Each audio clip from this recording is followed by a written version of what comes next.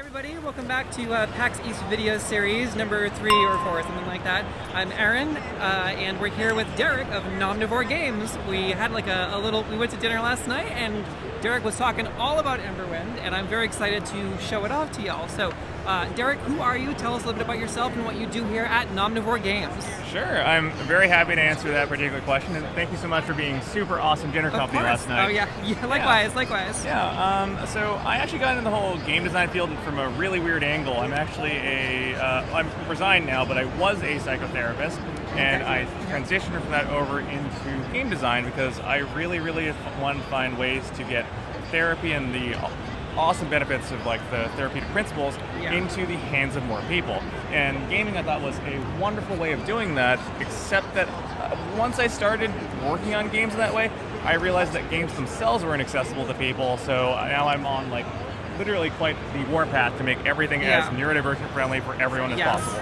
And I, of course, always tell everybody, very neurospicy, a lot of neurospicy going on up there, so I really do appreciate that. And you do have a sign up there that says neurodivergent and ADHD and dyslexic friendly. You know what's really funny? I also have dyslexia. So it's funny that that's the one thing that I saw and forgot.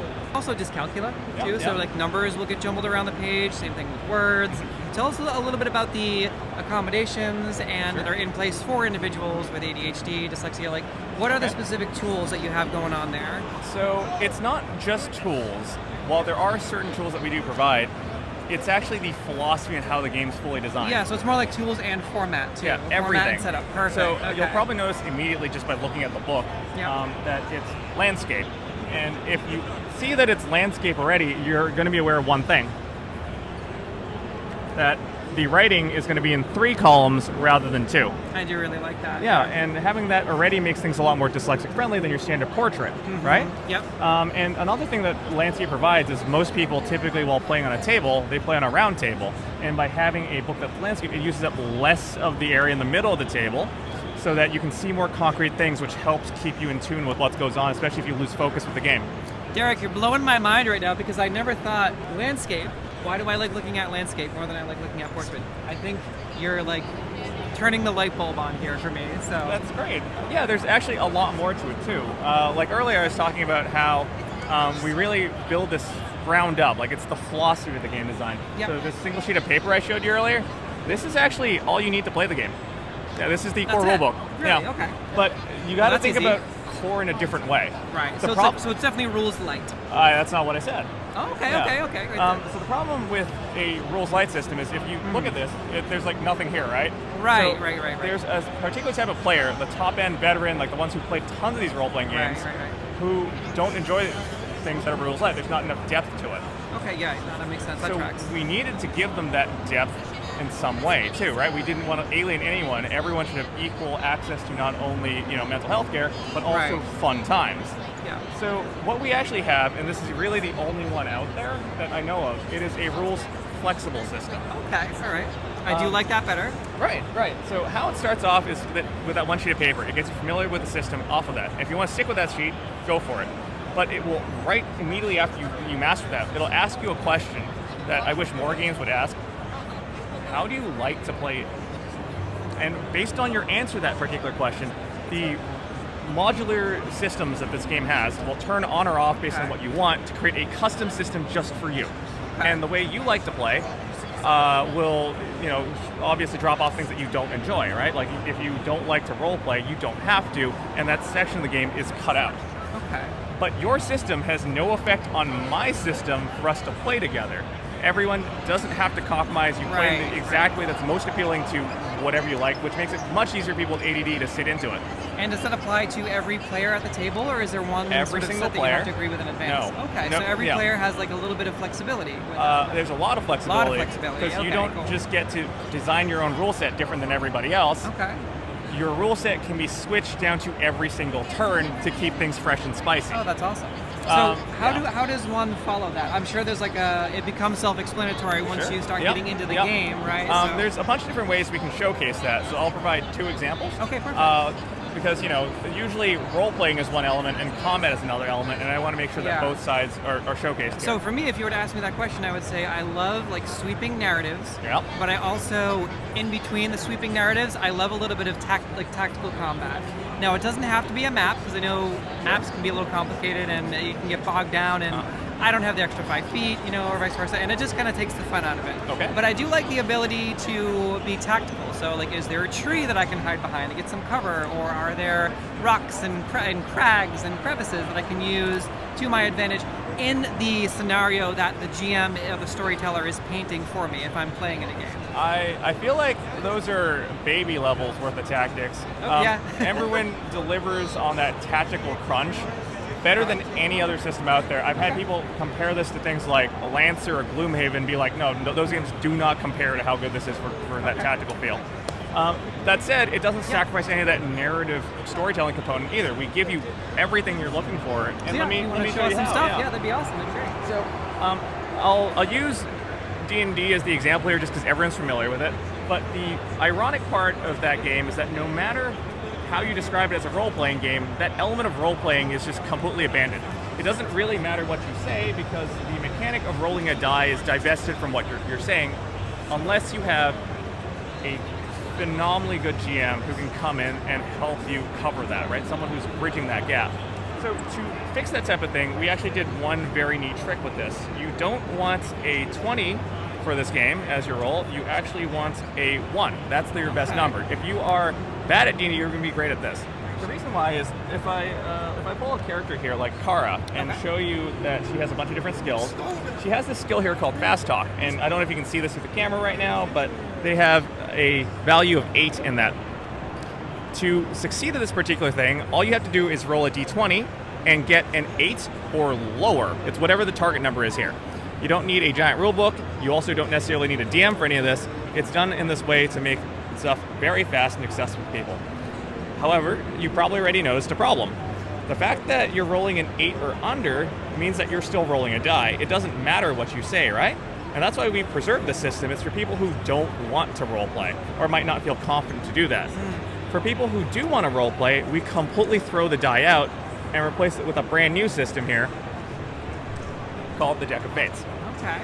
So how the system works is, you'll notice in my hand there are different types of cards. We have failures and successes. Okay. What we do is we set up your deck at any start of a role-playing counter where the success number is going to be equal to your skill value. In other words, your deck will have 1, 2, 3, just imagine holding 8 success cards. Okay. Yep. And then we fill up your deck with failures until you end up with that same 8 out of 20 odds. We'll flip this over, and now we roleplay. Every time you say something to me and convince me more of what you want, more successes will get added to your deck. Okay. Every time you flub, more failures get added to your deck. And as you play through the whole scene, more and more of these cards get added, until at the very end we're going to stop, shuffle, and draw. Okay. And whether you succeed or fail this isn't just being affected by your stats anymore, it's also being affected by your actual role-playing. Okay. Right? And you can do that, well, let's say I still roll dice if I don't want to roleplay, because the odds are the same, we've just chosen to resolve it in a different fashion that lends to our strengths and interests. Okay. The other really cool thing is that if, let's say at any point, you being the much stronger role player than me here, I look at that and go, wow, this is really cool, right? Like, I really want to try this. I have the chance to try this at any point, and if it doesn't feel right for me, I can immediately drop this and go back to the die system, right? Or if, let's say, the story really, really, really needs me to do something really cool, right? Like, I'm going to inspire that final charge against the big bad boss. Right, or try to convince the queen to grant you amnesty. Yeah, or something exactly. like that. It's the first thing that came into my mind. You'll want to use a system like this. Yeah. But if you're doing something simple, like just opening a door and you need a strength check, just do this. So it's both role play and skill checks. Exactly. Because the other example that came to my mind was if I was to say, DM, I want to take a grappling hook, like throw it up the wall, and try to just kind of climb up the wall, because there's not really a mechanic for that in some of the other games other than, make a check. Right. So anything that's fresh and new, I think, is going to be popular with a lot of people anyway, and this is also very cool. So with that, success and failures also apply to the grappling hook up the wall, as well as the trying to convince the queen. Literally anything. Right, yeah, you just shake it. Okay, easy enough. Cool. Yeah. And the system actually plays into a bunch of other supportive systems as well. For example, like, what happens if you land in an awkward middle ground, right? Where you're like, I really want to roleplay, but I don't know how yet. That's why we also have support systems, this is a roleplay accessibility system. It's not the same as a deck of fate, it's the cantrip system. And what it does is it provides you with a bunch of cards which work as role-playing powers. Okay. At the start of every encounter, you'll shuffle this, and then you draw 3 cards. And let's say you draw these 3 from the rogue deck. Sure. You'll get a pocket ace, you'll get a disabled device, and you'll also get a second identity. And if I can find a creative way to apply any of these prompts to that particular scene, I'll get a small bonus. But I have to roleplay it well to get that. Okay. And the really cool thing is, if let's say none of them apply, I can literally toss this out, and by the process of omission, I already have a better idea of what I could do because the things that, like these just don't work. So you're not limited to a set amount of cards, you can redraw. Yes. Okay, very cool. The whole idea here is that there's nothing scarier than staring at a blank sheet of paper and being told you can write whatever you want. And that same exact thing happens when you tell a player, what do you want to do? Because they have no idea what they could possibly do. And for anyone with neurodivergence or ADHD in my case, or autism, there is a little element of, speaking from experience myself, being overwhelmed with so many decisions or analysis paralysis. Like this isn't just for players, by the way. This stuff also supports GMs. That's great. I was thinking those would be great tools for the GM. Right. Even as the GM of like the 4 long form APs that we were talking about, sometimes a player will be like, I want to go over here instead. I'll be like, I don't know what to do in this situation. So prompts would be super helpful. We have roll tables, of course, but sometimes a roll table just, as you know, doesn't do it, doesn't cut it. Right. You roll and you're like, I don't want to put in a Manticore, I'm going to roll again. It's like 6 zombies. I don't want to do that either. I want like something that's not just random encounter A, B, or C. So we also have stuff for that. Cool. Literally anything you're going to bring up, I'm going to be like, yes, that's awesome. And So before I get too deep, let me just finish this one up with the GM stuff. Okay. So this game is actually GM optional, and I mean that in the truest sense. You can play it with a GM, you can play it without a GM, you can play it with any level of skill with GM, and the system will catch you and elevate you in whatever way you need. So if you're trying to GM for the first time and you don't really know how to do that, just like let's say your player doesn't know how to roleplay, these particular cards have feedback loops built into them that encourage continuous shared storytelling. So the second identity card that I was showing you earlier will effectively provide the rogue a bonus, where if there's a situation where you really want something but don't want to deal with the social consequences of it, you can play it if you can come up with a really believable secondary persona to take the fall for you. But you also notice there's this text here that says subsequent use. That particular character you've invented continues becoming a pivotal part of the story, and not only is it encouraged to you in that way, the GM is also encouraged to use that in a way to elevate and play around with it to make the story matter to you. For example, the GM might start to attribute positive bonuses to this secondary persona, and you might eventually want to own up and then have to deal with the consequences that keep up and chase after you. Yeah, I totally understand the plight of the dice goblin, and I want to give you as much applicability for that as possible. First and foremost, I'm going to teach you the enemy phase and then the hero phase. And the reason why is because with this being GM optional, people are going to need to know how to play both sides if they don't have a GM with them. And if you're going to be playing a enemy, I mean, considering it's usually unfamiliar for a lot of players, I figured that would be the best place to start. And every part of this game operates under one very important thing, the rule of 3s. You never have to remember more than 3 things because that's as much working memory as people typically have. So with enemies, if you're trying to control this without a GM, you notice there's cool art, cool stats and all that. It also has this weird block here. Bloodhound. Right? Down here you'll see 3 steps. It's pretty tiny, so don't worry, I'll read it out for you. But the first step tells you to read the default characteristics. And for this particular Bloodhound, the 2 characteristics are tunnel vision and immediacy, where it likes to move toward and attack the nearest hero. That's its personality, or in this case, it's like a paper-based AI, you can think of it. Down here, you'll see the second step is to roll a d6. And if I could have you roll a d6 for me? Absolutely. You know, got to use those dice, right? It's a 6. That is actually an AI check. How it works is you'll start from this particular square in the middle, the move 5 square, and then do everything in the direction of the roll that you just did. In this case, you're going to move up to 5 squares and do a basic attack, which is a bite, and basic characteristics toward the nearest hero. Pretty simple, right? And you'll see that the bite is versus a funny-looking icon. That. Yeah, so for anyone that's like visual tactile like myself, so like the corresponding dice roll numbers are here on the lateral side of the multiple hexagons? This is actually called a hex flower. That's the technical term. Hex flower, okay. Yeah, and this is where it gets really spicy. Let's turn it up a level. Okay. This is a harder creature. And you'll see Okay. immediately this is bigger, More right? different hex flower. When you roll in this game, you always do everything in a chain. So this means that harder creatures aren't hitting you harder. They're performing more complex behaviors in different ways to challenge you to outsmart them, not just to outnumber them. And also the Bloodhound and the Houndmaster, I like that. Yep. And they actually synergize with one another. You can enable different modifiers so that they That's work really together, cool. so Yeah. that you have to deal with it kind of like a puzzle rather than just I bash Not you just in like we're used to, which is here's monster A and monster B, and if they happen to be similar, that's up to the GM to like right. But let's sprinkle some stuff in there. spice it up again. Okay. You see that there are all these like empty hexes here, right? Yeah. These white boxes? Yep. Well, if you take the system up to another level and enable veterans into this, Okay. All right. this is what the grid looks like.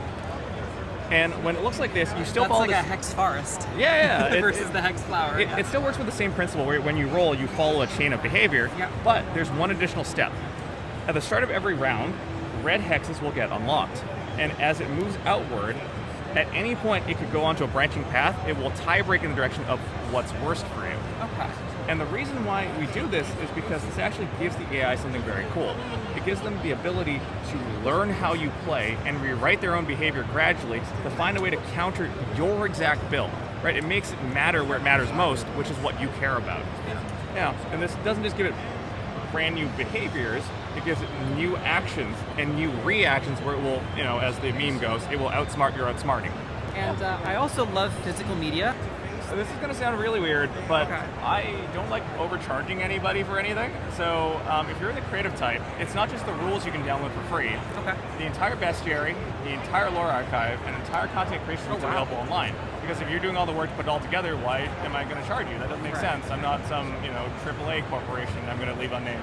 Right. Yeah. Which is nice because for me, I'm the kind of person if I do have a little bit of disposable income, I do like owning the physical media. Right. Because I like to just flip through and like for Magic the Gathering, like everyone's like, "What are you doing?" I'm just, I'm just reading the lore at the bottom of the flavor text, at the bottom of the cards on each one of my cards in my deck. And they're like, "Oh, you read the flavor text?" And I'm like, "Yeah, of course I read the flavor text." So. But the other thing we do here is that you'll notice that every one of our physical books includes a PDF Awesome. that Okay, updates for perfect. life. The game is okay. also enabled for Roll20, Tabletop Sim, Okay. and every single part of the game I have is... so much money sunk into Roll20. It's Right? like such a challenge to even migrate over to any other VTT. I know, so I know. The struggle. But if you are on a different platform, we do Yep. support you as well, because Awesome. you see, all this content is also integrated into a full digital database with more accessibility tools. For example, if you have difficulty reading words, there's a toggle in the character creator to switch everything to short form words and also with iconography. Oh, okay. And anything that you build using any of the digital tools that we provide you also has open API. So you'll be able to plug it into things like your Discord server, which I That's also awesome. play there as well. And it's Yeah. all included. We don't charge for any of that. That's really cool. Yeah. I'm a visual person, so I love seeing. I almost kind of need it, right? Because like looking at just like a wall of text for me without a visual is very, very hard. Yeah, that was one thing that was a serious consideration when working on this. We were Yeah, like, I well, know, it's how great. many pictures do we need to break this up? Even with, let's say, the color coding, the way that we use triple Which column is writing also and everything. nice. Yeah, definitely caught my attention. We still wanted to allocate extra budget to art just to make it better Yeah. for people. Art is expensive, but it's nice to see. The other thing that I don't know if anyone's noticed so far is we've been labeling everything with steps. Oh, okay, And yeah. the steps also have a step checklist here that you can go back to at any point that you forget. And even better, every single one of these steps are only 4 pages long, so it's never too hard Oh, to that's go back awesome. and remember anything. In fact, the entire process for making a character takes like, I don't know, it depends on like if it's your first time or how experienced you are, Yeah, but yeah, yeah. when you're good at it, it takes maybe 10 minutes to make a whole character. Oh, perfect. Yeah. I don't know if other people consider this little, but it was a small little modification I did. Because I had a bunch of people come up to me and tell me how much impact this game made on their life. Like some people developed terrible anxiety disorders halfway through high school and couldn't Yeah. continue to play D&D anymore, Oh, that right? too. I've got it all. Right. Oh.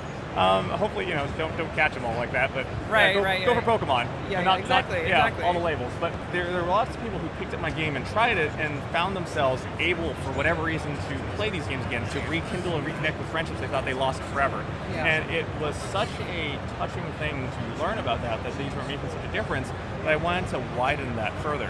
Which is why, very recently, we dropped a brand new system here called the Bond System. Ooh, role-play system, okay. And this is a completely free system you can grab off of the website. It is also system agnostic, so you can use it with whatever game you want. So if you want to port it into your 5e game or whatever else you play, go for it. And this is a fully autistic-friendly system that makes role-playing accessible to anyone who might struggle with that. Yeah, we definitely need more things like that. Yeah. There's not enough. We could always use more. Yeah, very cool. But yeah, I mean, other than that, I don't know if anyone's curious about some of the new upcoming stuff, but we have a new book coming. Okay, yeah, this is the time to talk about it. Yeah, called The Soaring Sea, and it's not only very cool and deals with some really meaty some and thalassophobia vibes here from Yeah. the cover, which I personally enjoy. But Oh, by the way, I don't know if you can see this, but there's a little hidden Easter egg. If you look down here, you'll see a submarine, which gives you a scale for what's going on here.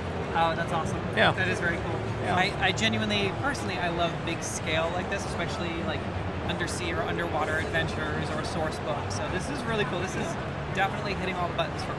This book doesn't just feature the Bond system in full force, it also includes, if I stick the landing anyway, a brand new system that will give it procedural regeneration, at least in a limited way. It'll feel a bit like a roguelike RPG book that every time you open, there's going to be something fresh to do. That was one of my favorite things about the original Diablo game, was how all the dungeons always Just reset, it was different every time. That blew my mind as a kid. 'Cause I was in middle school when it came out, but it's nice to see it in a TTRPG as well. 'Cause it's really fun to just have that procedural different, it's guaranteed to be something fresh every time. So regardless of your medium, it's nice to see. So, awesome. All right. Anything else you want to add, or is that going to wrap it up for us? No, I mean, I could talk forever otherwise. Oh, right, but, yeah, I mean, same, me too. So, but I know we both have a full schedule, so, and it's a busy booth over here. So check out, and there's a big banner there, by the way. So check out Nomnivore Games. There's a big blue dinosaur, that's my company logo. It's Nomnivore Games. Yep, right here. Yay! If you find this logo, search this term up, you'll find literally anything, not only about our games, but specifically the mental health, accessibility stuff that I do. Not only how we do it, why we do it, and how you might be able to use it yourself and whatever else that you need. Awesome. Very cool. Well, Derek, thank you so much for your time. I really appreciate it. I'll give you another elbow bump on the way out. Awesome. And we will see y'all on the next one. Thank you, Derek. Appreciate it. Thank you.